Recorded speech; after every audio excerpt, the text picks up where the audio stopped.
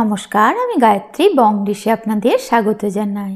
আজ আমি শুধুমাত্র কয়েকটা পালং শাকের পাতা দিয়ে দুর্দান্ত একটা রেসিপি বানিয়ে আপনাদের সঙ্গে শেয়ার করব।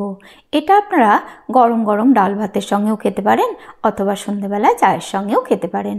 তো যদি আজকে রেসিপি আপনাদের ভালো লাগে তাহলে প্লিজ একটা লাইক করবেন আর আমার চ্যানেলটাকে সাবস্ক্রাইব করতে ভুলবেন না। তো চলুন বানানো শুরু করি আজকের রেসিপি। প্রথমে নিয়েছি কিছু পালং শাকের পাতা।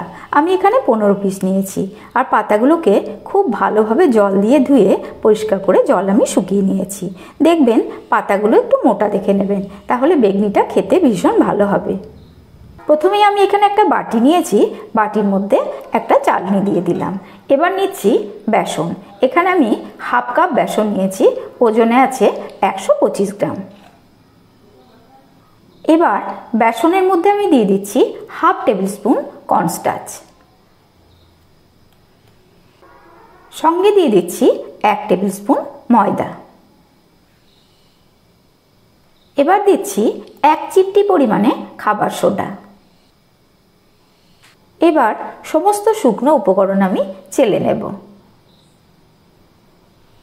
সমস্ত শুকনো উপকরণ চেলে নেওয়ার পর দিয়ে দিচ্ছি সামান্য একটু চিনি,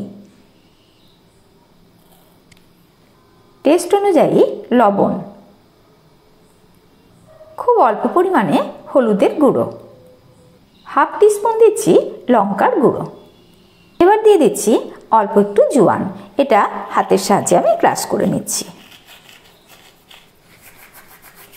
এভাবে ঘষে নিলে এর ফ্লেভারটা খুব ভালো আসে। এবার দিয়ে দিচ্ছি অল্প একটু কালো জিরে।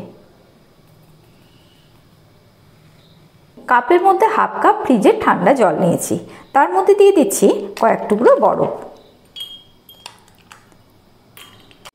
এইভাবে ঠান্ডা জলের মধ্যে যদি ব্যাটারটা তৈরি করা হয় তাহলে পকোড়াগুলো খুব মুচমুচে হবে।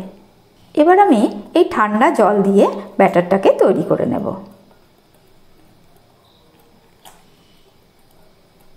অল্প অল্প করে জল দেবেন, তাছাড়া পাতলা হয়ে যেতে পারে। ব্যাটারটা আমার তৈরি হয়ে গেছে। এর ঘনত্বটা দেখুন, ঠিক এইরকম হবে। পুরো হাফ কাপ জল আমি এর মধ্যে দিয়ে দিয়েছি। এবার ব্যাটারটাকে আমি 10 মিনিটের জন্য রেস্ট করিয়ে নেব। এবার গ্যাস ধরিয়ে একটা ফ্রাই প্যান বসিয়ে দিয়েছি, দিয়ে দিচ্ছি খানিকটা সাদা তেল। ব্যাটারটা আমি 10 মিনিট ধরে রেস্ট করিয়ে নিয়েছি। এবার কয়েক সেকেন্ডের জন্য একটু ফেটিয়ে নেব। এবার এক একটা করে পালং শাকের পাতা নিয়ে এইভাবে ব্যাটারের সঙ্গে খুব ভালোভাবে কোট করে নিতে হবে। তারপর এইভাবে ঝরিয়ে আস্তে আস্তে তেলের মধ্যে দিয়ে দিতে হবে।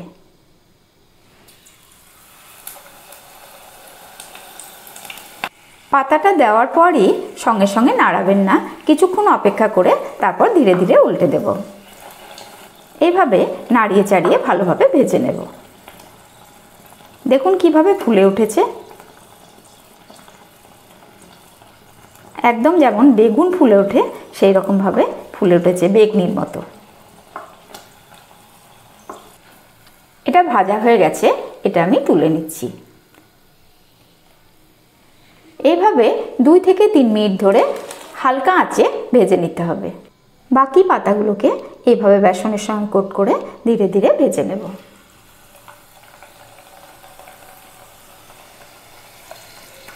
এই সময় আঁচটা একদম লোতে রাখবেন, তাছাড়া কিন্তু পুড়ে যেতে পারে।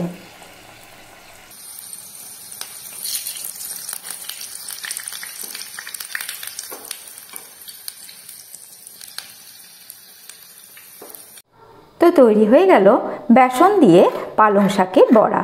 দেখুন কতটা মুচমুচে হয়েছে, আওয়াজ শুনে নিশ্চয়ই বুঝতে পারছেন। তো একবার এইভাবে বাড়িতে তৈরি করুন, খান আর আমাকে কমেন্ট করে জানান। তো আজকের রেসিপি আপনাদের কেমন লাগলো?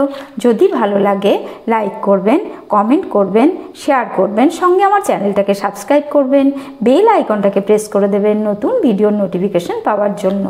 ভালো থাকবেন, ধন্যবাদ।